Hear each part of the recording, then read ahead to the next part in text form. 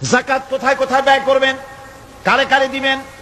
আল্লাহ রাব্বুল আলামিন বলেন, ইন্নামাস সাদাকাতু লিল ফুকারাই ওয়াল মাসাকিন ওয়াল আমিলিনা আলাইহা ওয়াল মুআল্লাফাতি কুলুবুহুম ওয়া ফির রিকাব والغارمين وفي سبيل الله وابن السبيل فريضة من الله والله عليم حكيم।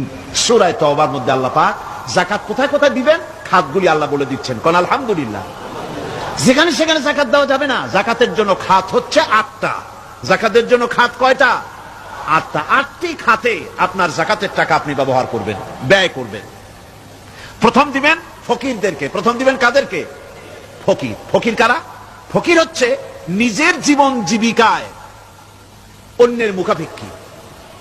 তারপরে শিশু, এতিম, বিধবা, জীবন চালানো খুবই কষ্টকর, অভাবগ্রস্ত লোক, এরা হচ্ছে ফকির। আর মিসকিন হচ্ছে যারা নিজেদের প্রয়োজন উপযোগী অর্থ উপার্জন করার সামর্থ্য নাই, আর মানুষের কাছে আত্মমর্যাদার কারণে হাত পাততেও পারে না। এক কথায় এক গরিব ভদ্রলোক। আল্লাহ কোরআন শরীফ বলেছেন যে এদের চেহারা দেখে বুঝো জ্বর পেটে খাবার নাই, অথবা সে অসুবিধায় আছে, চেহারা দেখে বুঝে তাকে সাহায্য করো। সে এমন শরীফ মানুষ আছে না আমাদের সমাজে? লোক এরকম আছে না? আছে কিনা? ঘরের মধ্যে 3 দিনও রান্না হয় নাই, কিন্তু দাড়ি টাড়ি সুন্দর করে আশ্রায়া জামাটা পরিপাটি করে গায়ে দিয়ে বেরোচ্ছে, কারোর কাছে হাত পাতে না, তার সরাপাতে তার ভদ্রতায় বাঁধে।